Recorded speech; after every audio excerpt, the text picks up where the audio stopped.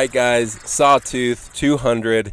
What is it? This bike event takes you from Boise, Idaho, all the way to Sun Valley, Idaho. Let's take a look at this course. You start at Lucky Peak Reservoir, right on the dam, and you start climbing up to Idaho City, to Moores Creek. This is the first climb, Moores Creek Summit.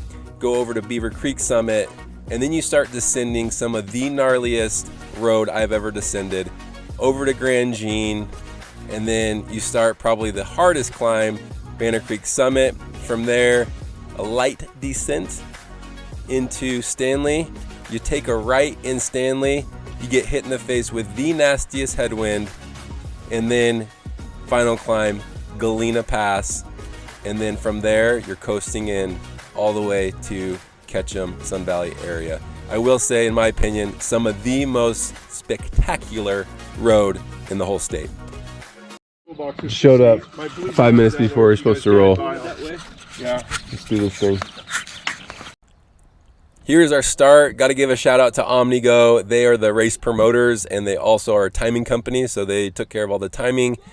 They went out and got a little cray-cray this year. This has always been a relay. They do have a 100-mile solo option, but mostly 2-man, 4-man, 6-man relays has been what this race or ride has been all about previously. But like I said, got a little cray-cray this year. They opened up an uncut option. So individually, we are doing 180 miles, over 12,000 feet of climbing.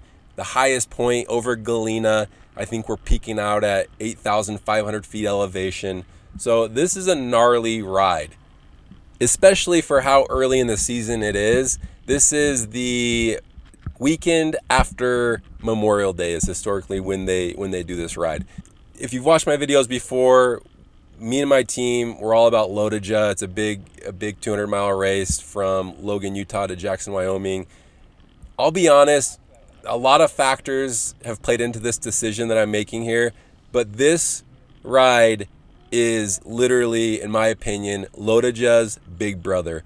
There, I said it, no takebacks, and I mean it, and I'm going to tell you why. Reason number one, the timing of this event. It's still really early. You don't have a whole lot of time to prepare unless you're really dedicated to being on the trainer through the winter. Especially this year, we've had like a super late spring, and so it's been raining a lot. I haven't ridden outside a whole lot yet. Reason number one, this race is harder than LOTOJA, is the time of year. For me personally, I have an added excuse. At home, I have a 2-week-old baby. This is my recovery score. I've been averaging 4 or 5 hours of sleep, and it showed up on this day. Right out of the gate, they're putting us on a small climb. It's called Hilltop, right outside of town.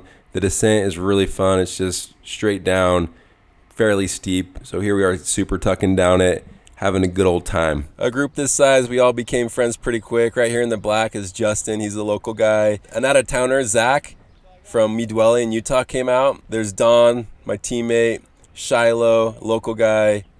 And there's Jason, one of my teammates. There's X behind me. Mark Yoder, a local guy. And so the majority of us were local. There's one guy that drove out from Washington as well in the group. But the majority of us here are local guys. A little bit of foreshadowing here. We did have some weather in the forecast. Luckily, we had about 3 or 4 hours of the first part of this ride where it held off. Right here, we are just outside of Idaho City. And this is where our first climb starts. Reason number two, Sawtooth 200 is LOTOJA's big brother, is the climbing. LOTOJA has a little over 9,000 feet of elevation, and it's basically over 3 different climbs. Sawtooth 200, on the other hand, is over 12,000 feet of climbing and over 3, kind of 4-ish climbs, but they come at different stages of the ride. And so LOTOJA is all front loaded. I mean, you get done with all the climbing within the first 100, 110 miles, and then it's flat the rest of the way. This, you're climbing throughout the entire ride, and it just creates a whole different race dynamic. Here we are at the first aid station. This is the top of Moores Creek Summit. Big shout out to Emily, X's wife, for providing SAG. From the top of Moores Creek Summit to the top of Beaver Creek Summit, it's basically kind of like a big saddle, right? So there's a descent and then a slight climb here. This is kind of the bottom of the descent, and then we start climbing again to the top of Beaver Creek. Still, everyone's together. At the top of Beaver Creek, that's when I noticed a little bit of fracturing within this group here. Reason number 3, Sawtooth 200 is better than LOTOJA, the descents. At the top of this descent, I was just a boy. By the time I got to the bottom, I was a man. LOTOJA descents, they're great, right? You get over a climb, you just kind of, whatever, rest on the way down. This, on the other hand, no way. This is full pucker 100% of the time. Look at this section of road here. We got hairpins, we got twisties, and meanwhile, my teammates are just super tucking it. Me, I'm riding the brakes because I'm kind of a wuss. Usually descents are a time for other people to catch up and to regroup, but not gonna lie guys, on this descent, we did drop some riders. Let's jam to this descent.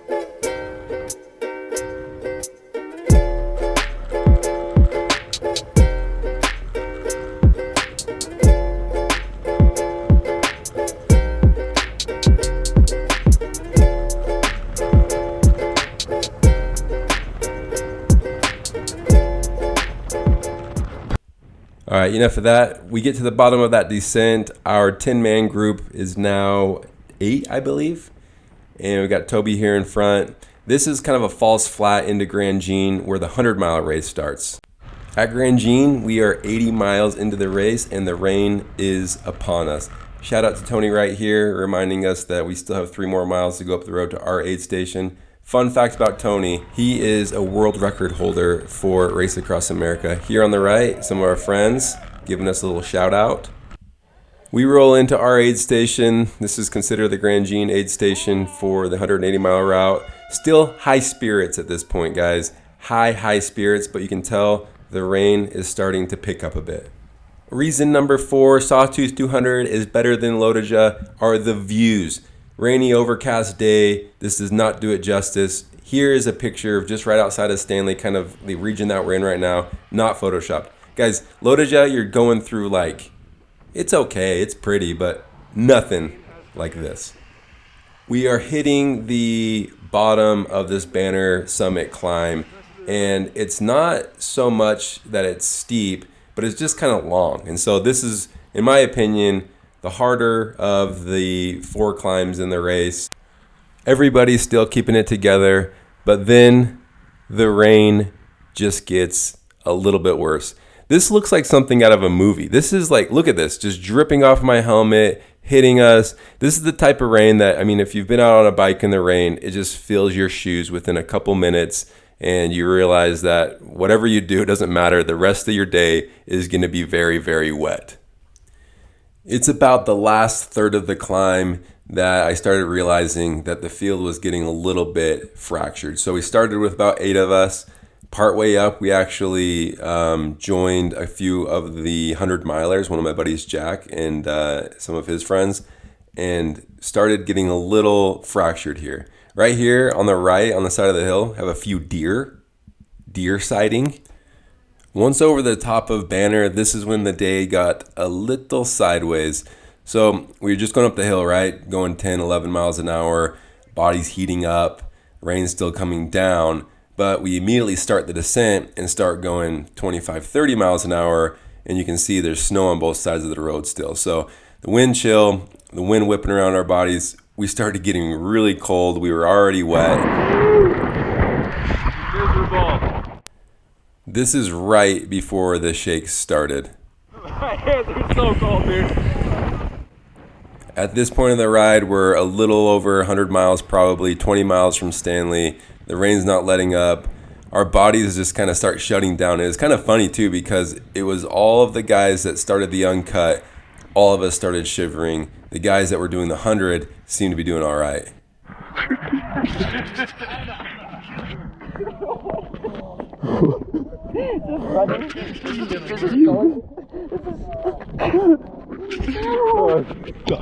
Dude, this is ridiculous though, dude. Like I don't know if I've ever been this cold. I don't know if I have. We get to Stanley and all of us immediately just run to the car, get in. The heater is cranked. I'd like to say we're exaggerating here, but we're not exaggerating. We can't even like feel our hands. We're just shaking uncontrollably. Okay. Yo. Who do we want to blame right now? I'm gonna go straight to this guy, dude. This whole thing was Toby's idea. He even reached out to Tony, the promoter of the race, to pitch the idea of the uncut version. Toby definitely pressured us into this. If it wasn't for him, we probably would have done a relay and we would have been able to get in the car and warm up between segments. A few moments later. We stayed in the car a while trying to decide if we were going to get out again. I really wanted to. Once I felt a little bit warm, I think someone opened the door just to feel how cold it was, and the cold air rushed in and I just couldn't do it. Guys, I don't want to stop, guys. I don't either, but I can't go either. Is this going right now? Yeah, what do you have to say? You can't stop shaking. This is what I want to say. This. Oh. Look at your legs. Look at your legs. I'm good. That's involuntary. You're not allowed. Emily was definitely the voice of reason right here. A few seconds after that, I get a text from my wife saying, Emily says that you're shaking uncontrollably and that you shouldn't keep riding. What's going on? So she was definitely looking out for us. And yeah, I mean, I did want to get out, but at this point we realized that it was going to be a DNF on the day, which is a total gut punch because I don't think I've ever not finished an event. But it is what it is, guys. X got a little bit of a cramp once we got into the car. Here's a picture of me actually holding his leg up trying to stretch it out. Things were not looking up at this point, but we had some friends that had a place down the road. They saw how bad a shape we were in. They came over to our car window. We rolled it down and they say, hey, why don't you come over and get in the hot tub? So that's exactly what we did. What went from a brutal day on the bike turned out to be pretty okay. Until next year, Sawtooth 200 Uncut.